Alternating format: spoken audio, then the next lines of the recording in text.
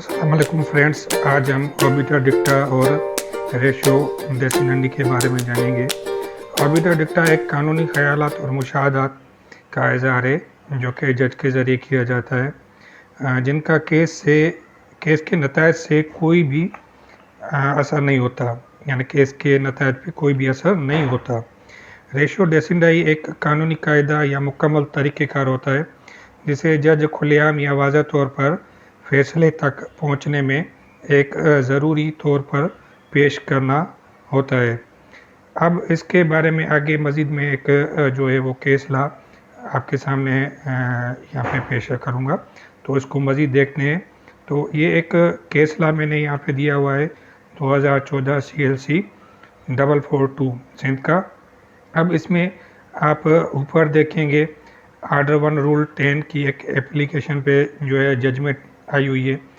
ये जो ऊपर का पोर्शन है जो मैंने अभी स्क्रीन पे दिया है, आप देख सकते हैं, ये इसको कहते हैं ऑर्बिटर डिक्टा। और इसके नीचे जो है आर्डर के नीचे एक जज जो है अपनी जजमेंट्स देते हैं या ऑब्जर्वेशन देते हैं लॉ के मुताबिक, उसको रेशियो डिसेंडाई कहा जाता है। अब इसको मैं थोड़ा नीचे करता हूँ, आप देखें, ये आर्डर है और जस्टिस का नाम है जिसने लिखा है, और उसमें नीचे जो फैक्ट्स हैं, आर्ग्यूमेंट्स हैं वकील के, वो दिए गए हैं। इस टोटल को रेशियो डिसेंडाई कहा जाता है। ये नीचे देखें, ये येलो में जो पटिशनर के वकील हैं उसके आर्ग्यूमेंट्स हाईलाइटेड किए गए हैं, और ये जो ब्लू में हाईलाइटेड है ये कोर्ट की, यानी जिस कोर्ट ने फैसला दिया है ऑर्बिटर डिक्टा ऊपर दिया गया है, उसका ये रेशियो है टोटल। इससे यहाँ से जो है वो ऑर्बिटर डिक्टा अडॉप्ट किया गया है। अब इसके बाद ये पूरी साइटेशन है, आप इसको पूरा अपने पास जो है ओपन करें, आप जो है रखें, तो इस पर मज़ीद में आगे आपको चल के ये बताता हूँ कि इसमें क्या क्या चीज़ें आती हैं। अब हम ये ऑर्बिटर डिक्टा में देखते हैं कि ये एक केस ला है जिसमें 110 की एप्लीकेशन है, वो उस पर पटिशन दाखिल की है उसके अगेंस्ट, लेकिन वो पटिशन डिसमिस हुई है। अब क्या होता है कि एक जो एप्लीकेशन है वो ट्रायल कोर्ट ने उस एप्लीकेशन को डिक्लाइन किया गया है और लोअर अपीलेट कोर्ट ने उसको अलो किया है। तो अलो करने के बाद जो है एग्रीव्ड पार्टी ने जो है पटिशन फाइल की। अब इस पटिशन में जो हाई कोर्ट के लीगल व्यूज़ हैं, लीगल ऑब्जर्वेशन है, वो हाई कोर्ट ने दी है यहाँ पे। अभी आप यहाँ पे जो वैलिडिटी से पढ़ेंगे तो जो वैलिडिटी है, allowing any party to be joined or substituted as a party was discretionary with court and such discretion was to be exercised depending upon facts and circumstances of the case, guided by rules of propriety and justice। ये पूरी validity में यहाँ जो है bold writing मैंने की है, ये कोर्ट की ऑब्जर्वेशन है। उसके बाद नीचे उसके नतायज क्या आते हैं कि जो नतायज आते हैं कि लोअर अपीलेट कोर्ट का जो फैसला है वो सही करार दिया गया और हाई कोर्ट ने यानी उसमें इंटरफेयर्स न करते हुए पटिशन डिसमिस कर दी।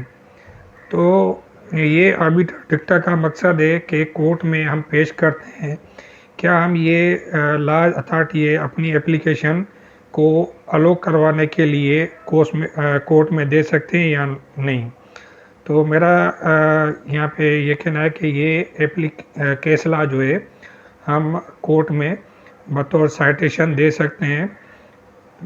यहाँ तक कि यहाँ पे नीचे पटिशन वाज डिसमिस लिखा हुआ है, लेकिन इसमें वाज़ह तौर है कि जो रिवीजन कोर्ट है यानी अपीलेट कोर्ट है, रिवीजन एप्लीकेशन उसने अलो की है, तो इस हाई कोर्ट ने उसी फैसले को जो है अपील किया है। तो इसका मतलब है जो एप्लीकेशन 110 की अलो हुई है तो वो आर्डर जो है अभी तक इंटैक्ट है, तो ये केस आप रिलाई कर सकते हो अपनी एप्लीकेशन अलो करने के लिए। लेकिन शर्त ये है कि एप्लीकेशन अलो करने के लिए, ये साइटेशन देने के लिए आप कोर्ट में जो सबसे पहले कोर्ट को इसका रेशो बताएं कि इस केस का रेशो क्या था और ये जो पटिशन है ये डिसमिस क्यों हुई। बाज़ औक़ात हम देखते हैं भाई पटिशन डिसमिस हो गई है या कुछ हल हो गया है, रेशो का पता नहीं होता, तो हम केस ला दे देते हैं। तो कोर्ट क्या करती है कि हमारा ही केस ला हमारे खिलाफ यूज़ करके वो एप्लीकेशन डिसमिस कर देती है। तो ये सबसे पहले लाजमी है कि जो भी हम साइटेशन निकालें उसका हम जो रेशो लाजमी पढ़ें, जो कि रेशो हमारे फ़ायदे में होता है। और जो क्रिमिनल है, क्रिमिनल साइटेशन देंगे तो उसमें भी आप लोगों को पता है कि बेल जो है वो अलो होती है या डिक्लाइन होती है, लेकिन उसके फैक्ट्स अलग होते हैं, सरकमटेंसेस अलग होते हैं, जो कि जस्ट लाइक रेशो की तरह होते हैं। रेशो समझने में उसका जो है वो हमें गलती होती है, तो हम केसला तो दे देते हैं लेकिन वो हमारे खिलाफ ही यूज़ हो जाता है। अब ये आप जो है ओबिडर डिक्टा के बाद अब हम नीचे आएंगे, रेशो देखेंगे कि इस केस में जो रेशो दिया गया है वो क्या चीज़ है, कि कौन सा कानून है, किस चीज़ पे जो है बहस की गई है और वकील ने क्या दलाल दिए हैं और कोर्ट ने क्या ऑब्ज़र्व किया है। यहाँ पर हम देखेंगे कि पटिशनर ने कौन से ऑर्डर को चैलेंज किया है और पटिशन क्यों फाइल की है। येलो हाइलाइटेड में आप देखेंगे कि the petitioner through his petition as question the order of learned district जज Jacobabad whereby he has allowed joining of Ghulam Sarwar Shri Chand Mukhtiar Khan and सब as a defender in the suit number so and so. तो इसने order किया है कि जो agreed person है कि जो ऑर्डर हुआ है वो रिवीजन में अलो हुआ है। आप ब्लू लाइन देखेंगे, उसमें है कि thereby allowed the revision application and set aside order dated 16/3/2013 passed by learned second senior civil जज जैकमाबाद। ये जो रिवीजन एप्लीकेशन है वो अपीलेट कोर्ट ने अलो की है और जो ट्रायल कोर्ट का ऑर्डर है 16/3/2013 का उसको सेट असाइड किया है। तो यानी ये पटिशनर अग्रीव्ड है बाय अपीलेट लोअर कोर्ट के, और ये कोर्ट में पटिशन इन्होंने फाइल की है कि जो लोअर कोर्ट का यानी ट्रायल कोर्ट का जो ऑर्डर है वो मेंटेन किया जाए। तो इसलिए इन्होंने पटिशन फाइल की है। अब इसमें आगे हम मज़ीद देखते हैं कि नंबर 1 पे ट्रायल कोर्ट ने एप्लीकेशन डिसमिस की है, जो कि एप्लीकेशन 110 की थी, यानी पार्टी बनाने के लिए नेसेसरी पार्टी। ट्रायल कोर्ट ने डिसमिस कर दी। तो जो जिसकी डिसमिस हुई वो लोअर अपीलेट कोर्ट में गए, तो उनकी एप्लीकेशन जो है लोअर अपीलेट कोर्ट ने रिवीजन में अलो कर दी। एप्लीकेशन अलो होने के बाद फिर जो एग्रीड पर्सन हुआ जिसके खिलाफ फैसला हो गया कि भाई पार्टी बनाना है केस में, वो फिर हाई कोर्ट में पटिशन उन्होंने फाइल की। पटिशन में हाई कोर्ट ने ये ऑब्ज़र्व किया कि जो लोअर अपीलेट कोर्ट है उसने फैसला सही दिया है, तो लोअर हाई कोर्ट ने वो ऑर्डर जो है लोअर अपीलेट कोर्ट का वो मेंटेन किया और पटिशन जो है डिसमिस कर दी। तो इससे क्लियर ज़ाहिर है कि ये केस ला जो अलो फेवर में है वो 110 की एप्लीकेशन अलो के फेवर में, ना कि एप्लीकेशन डिसमिस की फेवर में है। अब नीचे हम रेशो में देखते हैं कि जो लर्नेड काउंसिल है पटिशनर का, उसने आर्ग्यूमेंट किए हैं। The learned council for the petitioner has question the order of learned district जज Jacobabad dated 17/6/2013 on the ground that the evidence of the plaintiff side was closed. Thereafter, the application for joining the parties was moved by the respondents, which was declined by the learned senior civil judge. While without assigning any reason, The learned district judge has exercised his revenue jurisdiction illegally and with material irregularity, which was not vested with him. He has contended that no cause of action for joining the aforesaid persons as defendants is shown. Therefore, the order passed by the learned district judge is illegal and without jurisdiction. यहाँ पे हमें वाज़ेह हो गया कि जो petitioner है उसने यानी कौन सी प्ली उठाई हुई है कि रेज़ की है। इन्होंने कहा कि जो एविडेंस साइड है वो क्लोज़ हो चुकी है, तो अभी पार्टी बनाने की जो एप्लीकेशन है वो इस स्टेज पे नहीं दी जा सकती, यानी ये बैलेटेड स्टेज पे एप्लीकेशन दी गई है। तो ये पटिशनर के आर्ग्यूमेंट्स थे और आर्ग्यूमेंट्स कंप्लीट होने के बाद नीचे जो है कोर्ट ने अपने जो है वो ऑब्जर्वेशन दी है।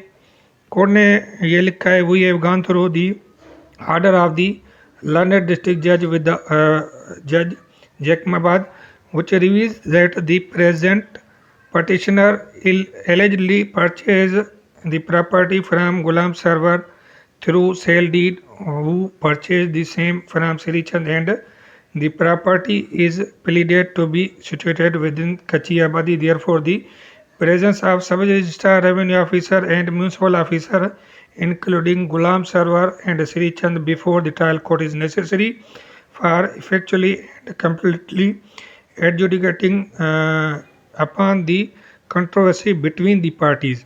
अब ये एक रेशियो हमारे केस का ठीक है। ये रेशियो है कि कोर्ट ने ऑब्ज़र्व किया है कि उनकी प्रेजेंस लाजमी है केस को डिसाइड करने के लिए, लिहाजा जो है इनको पार्टी बनाया जाए। वो इसकी नीचे वाली पैराग्राफ में अगर ये आप केसला निकालेंगे, आप सामने रखेंगे, तो आपको आसानी होगी समझने में कि ये जो केसला है उसके फैक्ट्स क्या हैं और कोर्ट ने क्या ऑब्ज़र्व किया है। तो ये येलो मैंने हाईलाइटेड किया है, इसमें पटिशनर के वकील के आर्ग्यूमेंट्स हैं वो, और नीचे कोर्ट की ऑब्जर्वेशन शुरू होती है। और इसके मज़ीद हम नीचे आते हैं। अच्छा, नीचे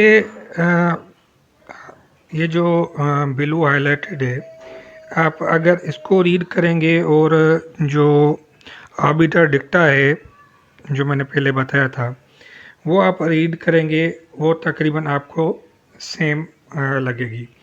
जो आर्बिटर डिक्टा है वो यहाँ से ली जाती है कि कोर्ट का जो डिसीशन है, कोर्ट का कंक्लूजन है, वो क्या हुआ है।